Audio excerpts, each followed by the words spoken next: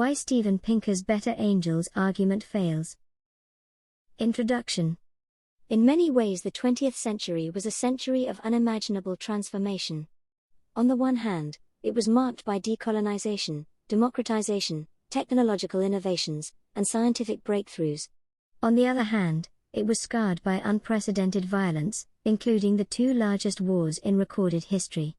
Today, there exists a cadre of scientists who take a less balanced perspective.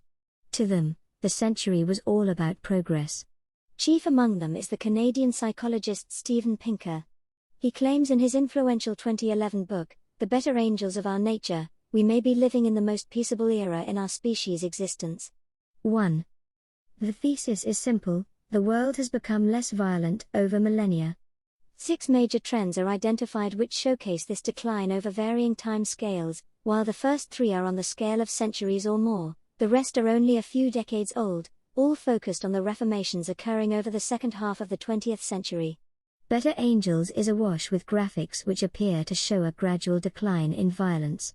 The more notable features of the study include a decline in the frequencies of wars and homicide rates over centuries, a drop in domestic violence, and a fall in child abuse over recent decades. Perhaps the most alarming is Pinker's treatment of 20th century military history. While there is much to critique, this piece will be limited to a discussion of some of the key flaws in Pinker's analysis with regards to violence, in particular in relation to conflicts and wars. If this falls, we see that Pinker's whole thesis crumbles. Inflating violence. Many of us acknowledge that we live in an era characterized by perpetual war, systematic genocides, crippling sanctions, debilitating famines, mass uprisings, gruesome tortures, indiscriminate bombings, chemical warfare, and several near-nuclear confrontations. That this could be thought as peaceful appears dystopian to many of us, even Orwellian doublethink. How is it then, despite the horror, Pinker appears to be in complete denial? One fix Pinker adopts is to restrict some of the latter trends to the post-1945 world, a period which many have called the Long Peace. This is long on the scale of our lives, but is certainly not on the scale of grand civilizations. That these trends could deservingly be called trends appears tenuous at best. But there is a deeper reason why the entire 20th century was, for Pinker, a very peaceful one, and it's mostly to do with ratios. Pinker asserts that the widely held belief about the 20th century being the bloodiest is merely an illusion of our mind, a trick of our own making. He attributes this trickery firstly to what he calls historical myopia, our inability to recall events in the distant past, and secondly, to our failure to take into account population growth.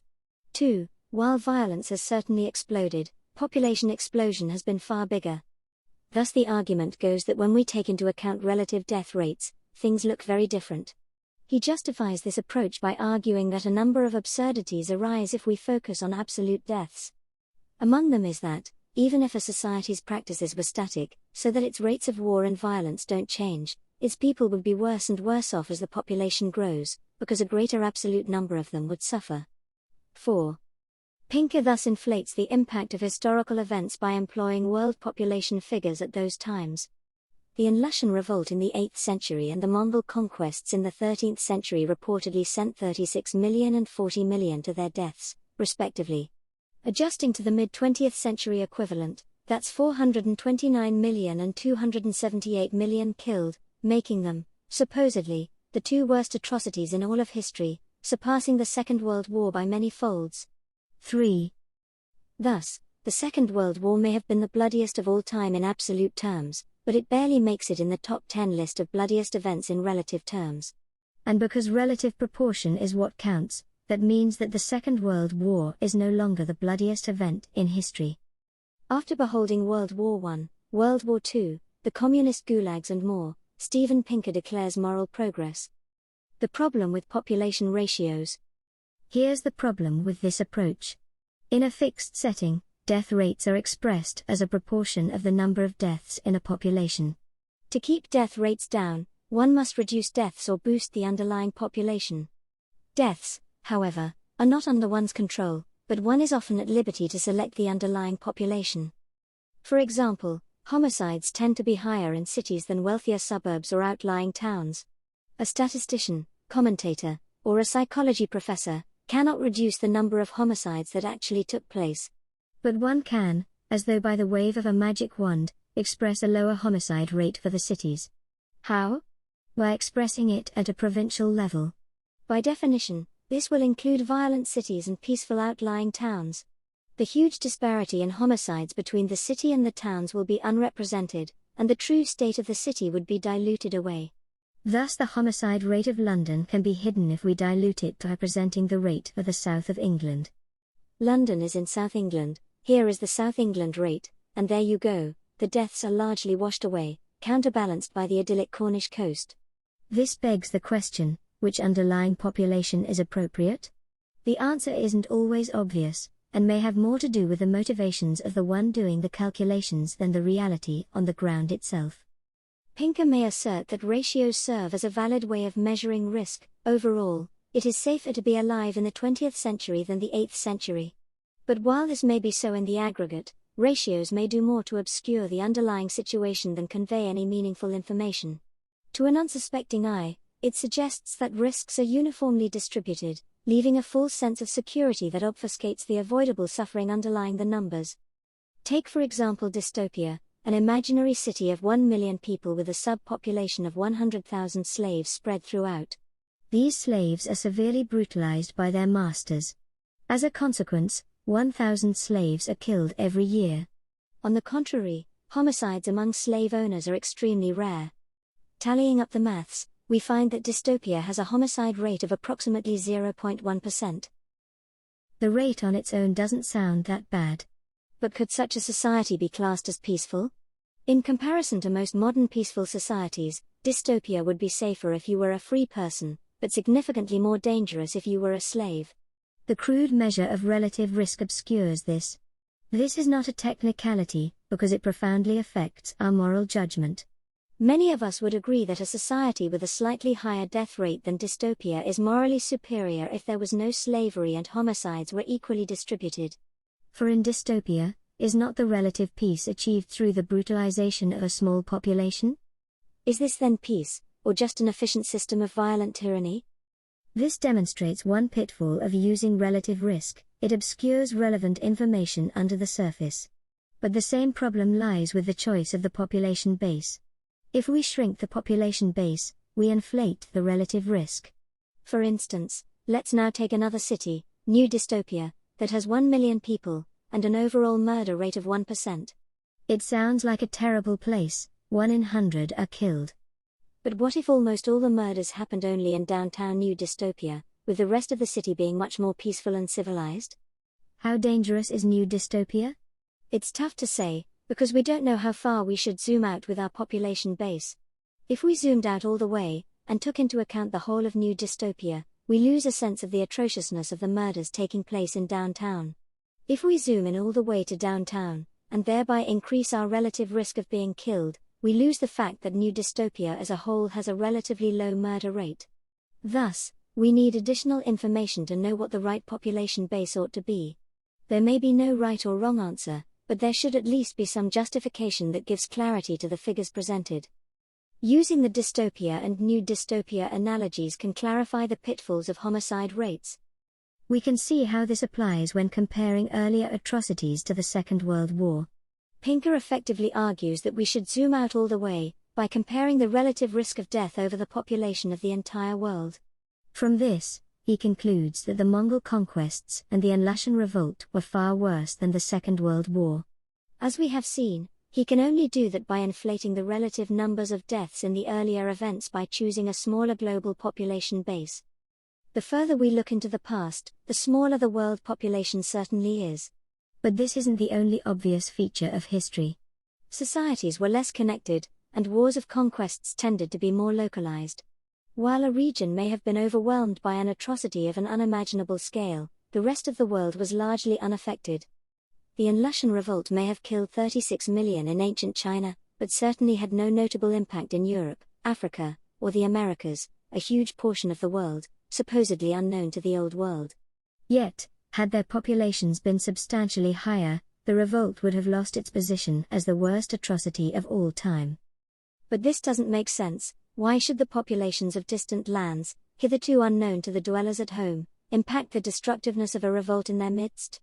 What should make an event atrocious should be limited to its reach, and not what lies beyond its periphery. Though the world may have been less populated at the time of the Unlushan revolt, that incident was limited to a fixed region, and killed far fewer people in absolute terms.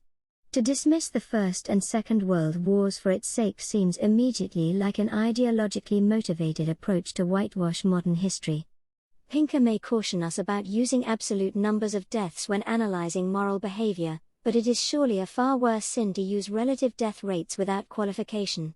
Indeed, what Pinker should conclude is that such crude measures cannot alone give us a sense of the atrociousness of human action, and cannot be a sure guide in our moral judgment. Thus, when Pinker asserts that the worst atrocity of all time was the Unlushan revolt, 5, as against the Second World War, what he really means is that on average, it was safer to be alive at the time of the Second World War than at the time of the Unlushan revolt.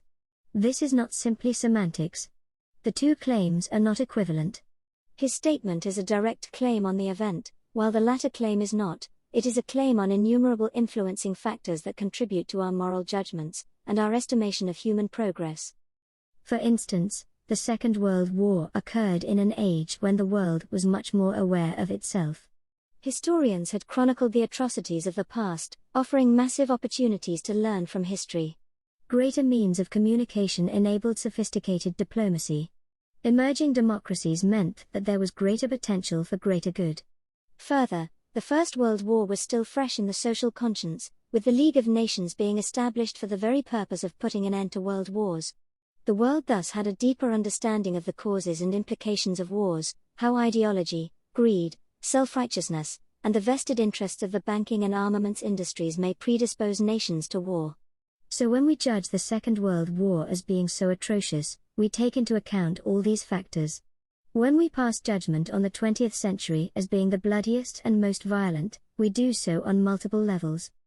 On the contrary, to look at 20th century man, with all its wars and genocides, and conclude that we are being guided by better angels, seems like a farcical misuse of mathematics to serve an ideological pitch, that humanity, having left behind religion and embraced science, is a more morally enlightened creature. So far, we have assumed the figures that Pinker mentions. In the next section, we shall take a closer look at some of them. How Pinker gets his history wrong. For most of us, the horrors of the Iraq War are still fresh in our minds. Yet, despite its proximity in time, estimates on the number of casualties are heavily disputed among experts. They range from as low as 150,000 to over 1.2 million. A figure almost 10 times its lower value. Although sharp polarization in geopolitics is almost certainly to blame for the dispute, this example does set a precedent for the unreliability of casualty figures for atrocities of historical significance. Indeed, the Second World War itself, despite being the most comprehensively studied event in modern history, has a casualty count ranging from as low as 50 million to as high as 85 million. How confident can we then be of figures from the remote past? Why the figures used aren't reliable. The list of bloodiest events that Pinker cites is attributed to Matthew White, a self-described atrocitologist and author of the Great Big Book of Horrible Things.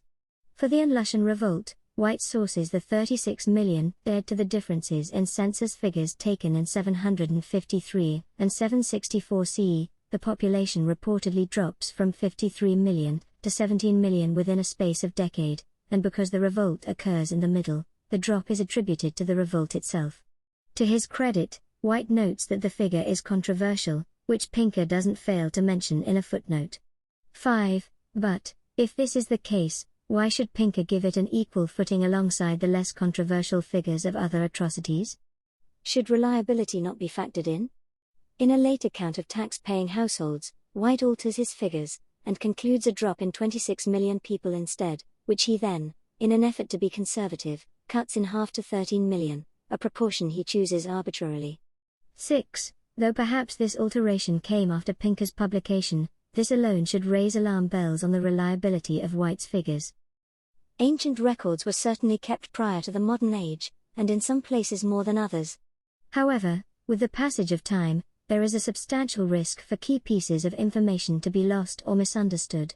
Moreover, unless some special effort was undertaken to manage record keeping, they were often infrequent, incomplete, or simply inaccurate.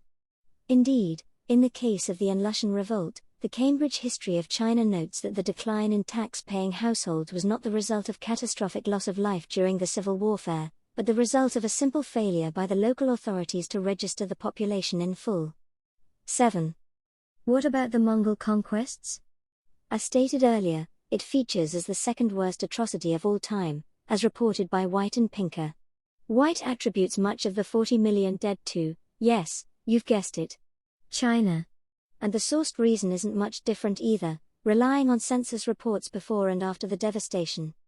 However, the Canadian historian, Timothy Brooke, in The Troubled Empire doubts that the drop in the census reports could solely be attributed to the Mongol occupation, recognizing that many Chinese went unreported in areas where Mongol lords had enserfed them, causing them to disappear from the records. 8. For an insightful comparison, the world population grew in the mid-20th century despite the devastation wrought by the Second World War. If the historians of the distant future had only world population figures to go on, perhaps it wouldn't be too surprising if they too, following the same inferences from census data, concluded that the war was inconsequential. Since such a rationale would certainly raise eyebrows in the context of modern wars, why does it not in the context of wars of antiquity? How Pinker arbitrarily defines an event. Discussing a graphic of the 100 worst conflicts in history, again derived from White's list, Pinker points out a clear absence of smaller conflicts prior to the modern era.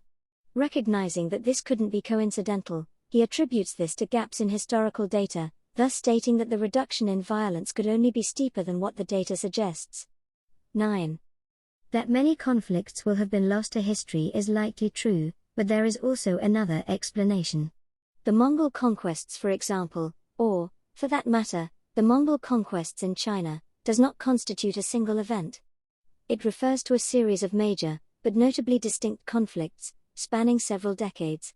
To package them into a single conflict would be as ludicrous as packaging all American wars, following the Second World War, into one. Much more ludicrous is the Mideast slave trade, supposedly the third worst atrocity of all time, covering a span of 13 centuries. That this classifies as an event is no different to identifying the period from the Battle of Hastings in 1066 to the Battle of Waterloo in 1815 within the singular European conflict. Beyond this, there are of course issues with defining what an event is in general. However, even if we could arrive at an impartial definition of an event, can we simply compare events that last a couple of years to those that have lasted over a millennium? Keeping in line with Pinker's thought process, perhaps we ought to calculate the rate of killing per unit time, just as Pinker inflates atrocities which correspond to low world population figures. Perhaps, keeping in fairness, we ought to deflate lengthy atrocities as well. Doing that will make the Second World War significantly worse than the Mideast slave trade, bringing the latter's adjusted figure of 132 million to just over 0.5 million dead. In response to a review by Elizabeth Colbert in The New Yorker which raises this exact issue, Pinker writes that it is the amount of violence that is more relevant, rather than the rate of bloodshed per unit of time.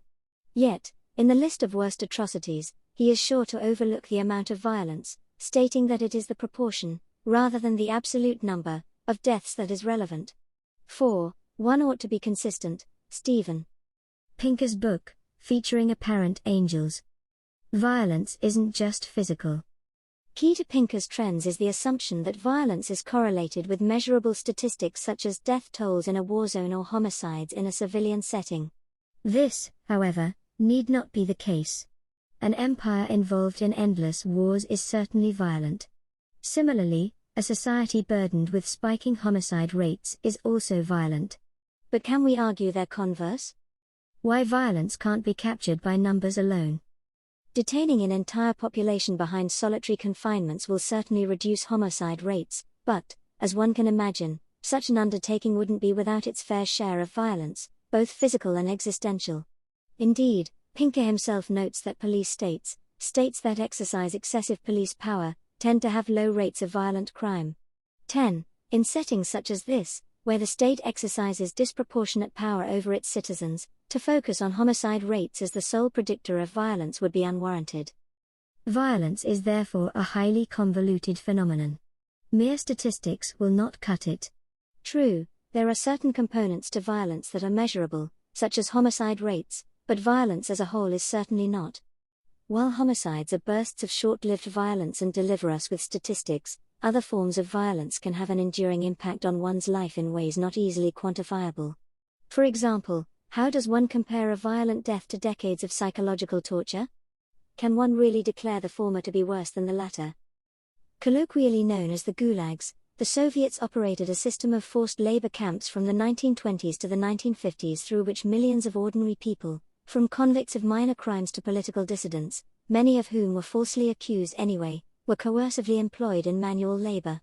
The prisoners toiled from dawn to dusk, mining and digging with primitive tools, often under harsh permafrost conditions. With almost no sanitation, overcrowding and tightly controlled food supplies, prisoners often suffered from extreme exhaustion, starvation and disease. As one prisoner, Dmitry Panin, attests, death from a bullet would have been bliss compared with what many millions had to endure while dying of hunger. 11. Indeed, some prisoners went as far as amputating their hands in an attempt to avoid the dire working conditions. While millions died, many more survived, and along with them, the psychological scars that continue to last for generations. Modern history is littered with such forms of violence. The Laogai prison system in China, formerly modeled on the Gulag system, still survives to this day. Forced labor camps have existed in the US, and besides Nazi Germany, in several countries of Europe and Asia. Today, in the 21st century, there are an estimated 21 million victims of forced labor. 12. Invisible forms of violence. While violence may be physically oppressive or psychologically damaging, it can manifest itself in many forms and be expressed through subtle means. It may be indirect, or it may have several interconnected elements, not easily distinguishable from the accepted norms and constraints of society. Living in a globalized world, this is particularly worthy of mention. It has meant that a single decision made from a comfortable desk chair in one part of the world can wreak havoc in another.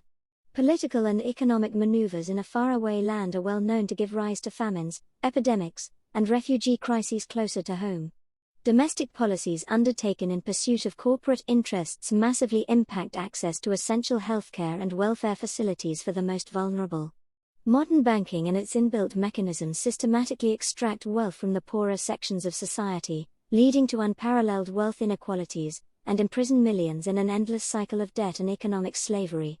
Many multinational corporations have exploited laborers, and devastated local environments, without a concern for indigenous people. All this can be done, and is done, without the firing of a single bullet. A plethora of incidents spring to mind.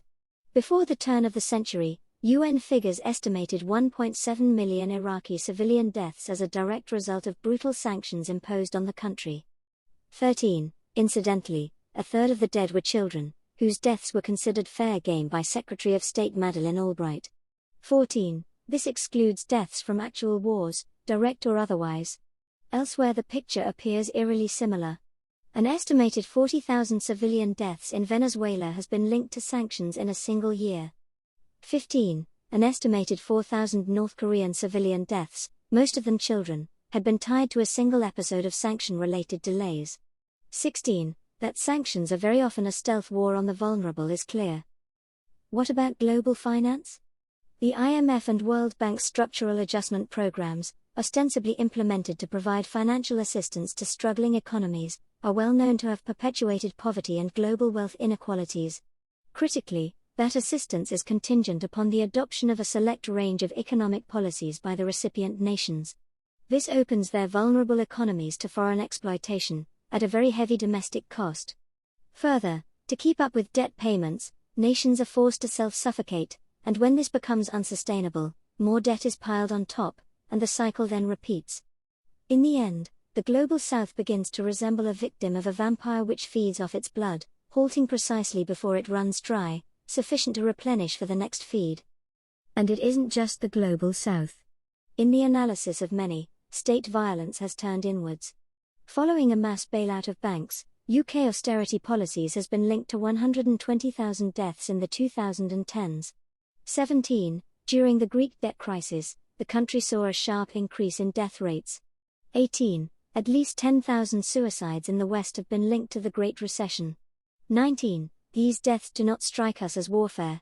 However, they were the predictable effects of economic policies. Do not the policy makers bear responsibility for this?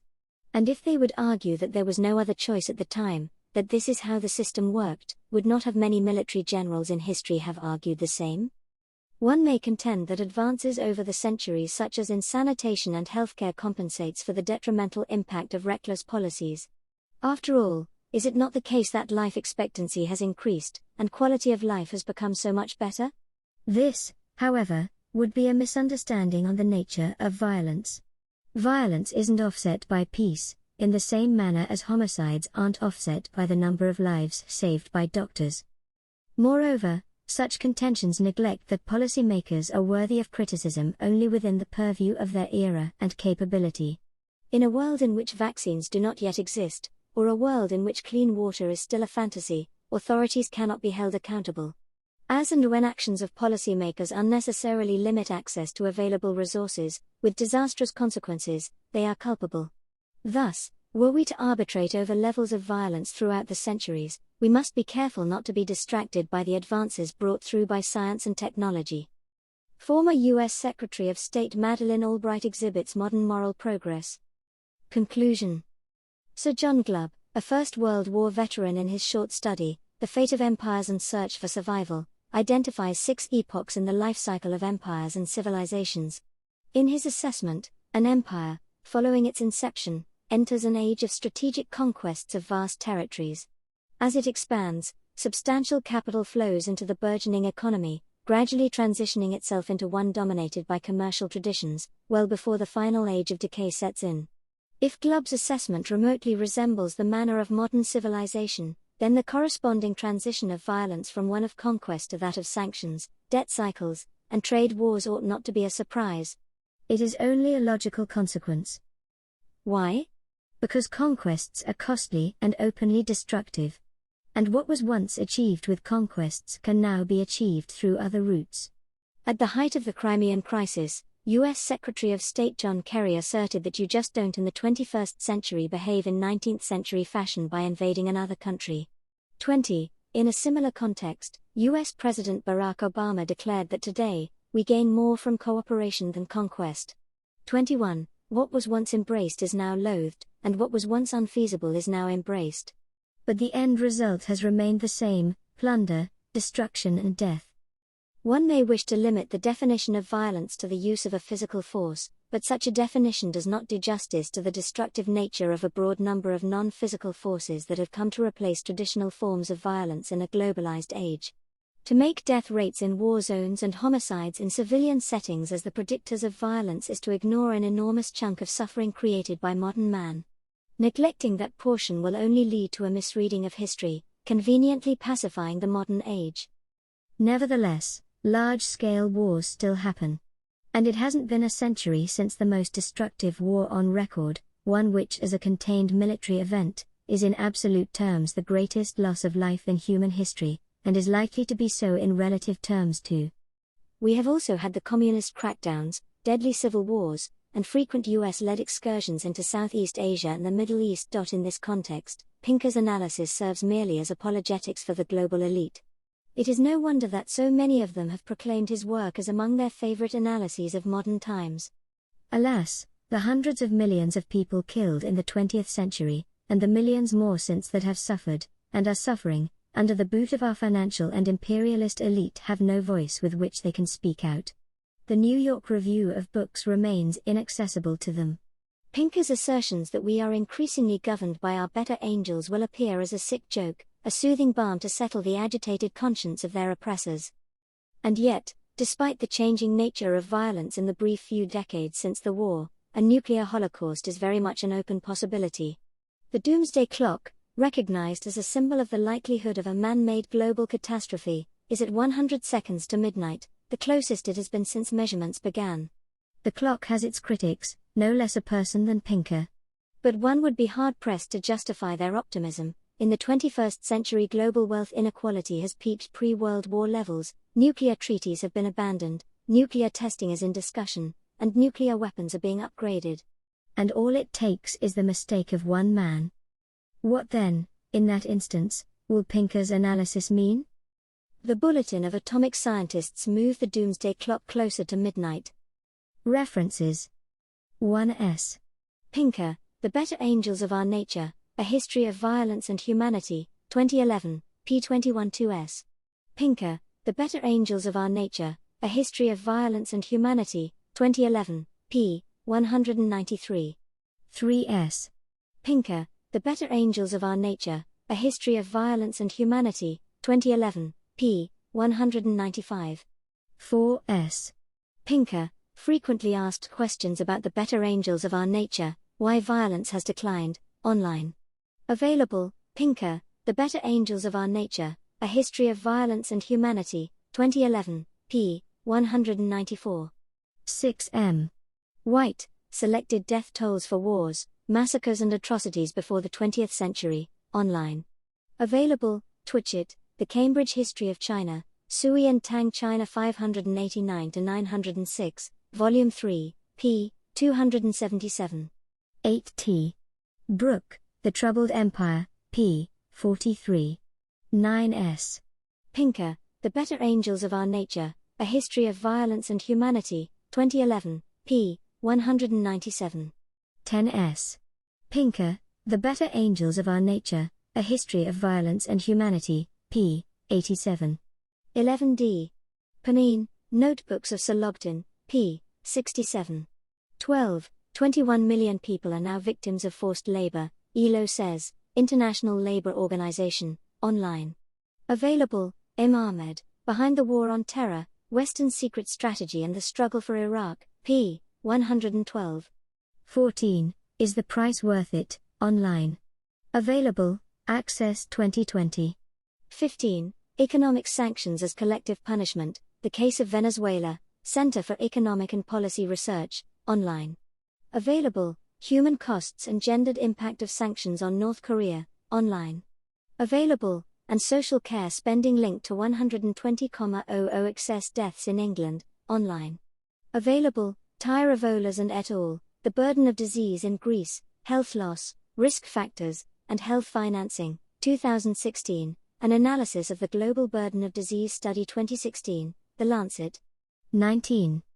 A. Reeves, M. McKee and D. Stuttler, Economic Suicides in the Great Recession in Europe and North America, The British Journal of Psychiatry. 20. Kerry condemns Russia's incredible act of aggression in Ukraine, online. Available, Obama's Address to the United Nations, online. Available,